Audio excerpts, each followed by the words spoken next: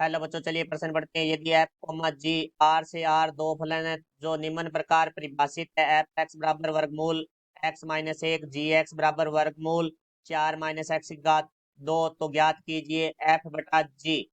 मुख्य अवधारणा, तो हमारा जो प्रश्न है वो फलन से संबंधित है। तो देखो, हमारे पास दो फलनों की बात करेंगे। तो पहला फलन हमारे पास जैसे एफ एक्स है, यदि ये हमारा आर से आर में परिभाषित है, इसका अर्थ है कि आर हमारा जो प्रांत है वो भी आर से होगा और जो परिसर है वो भी हमारा आर से होगा। और हमारा दूसरा फलन जी एक्स है वो हमारा आर से आर में परिभाषित है। तो देखो भाई, यहाँ से हम बात करें हमारे एफ बटे जी की, तो एफ बटे जी है वो हमारा बराबर होगा एफ एक्स बटा में जी एक्स। तो देखो, अब हमारे पर्सन के बारे में बात करते हैं। तो पर्सन में हमें दो फलन दिए गए हैं, एफ और जी, जो कि हमारे आर से आर में परिभाषित है।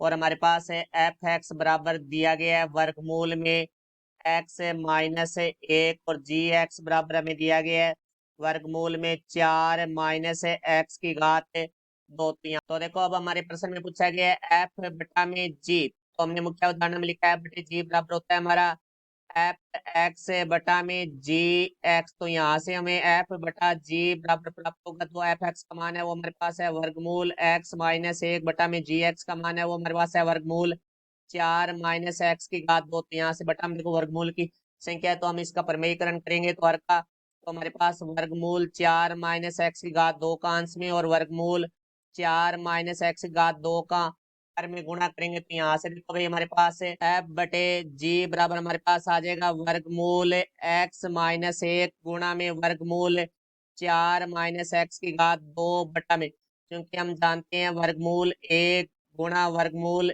ए बराबर हमारा होता है ए। तो यहाँ से देखो भाई, हमारे पास आ जाएगा चार माइनस एक्स की घात दो।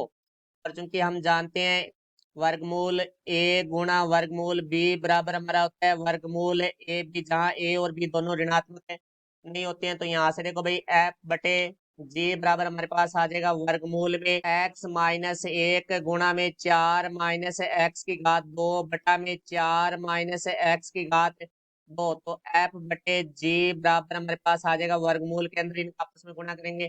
तो चार को एक्स से करेंगे तो हमारे पास आ जाएगा चार एक्स माइनस एक्स को एक्स की घात दो से करेंगे तो हमारे पास आ जाएगा एक्स की घात तीन। चूंकि हम जानते हैं एक की घात एम गुणा एक की घात एन बराबर होता है हमारे पास एक की घात एम प्लस एन, क्योंकि आधार समान है और संख्या गुणा में तो घातें जुड़ जाती है। तो यहाँ से फिर हम देखो माइनस एक को चार से करेंगे तो माइनस चार माइनस और माइनस प्लस एक को एक्स की घात दो से करेंगे तो एक्स की घात दो बटा से चार माइनस एक्स की घात दो। तो ये हमारे प्रश्न का उत्तर हुआ। मैं आशा करता हूँ समझाया होगा। धन्यवाद।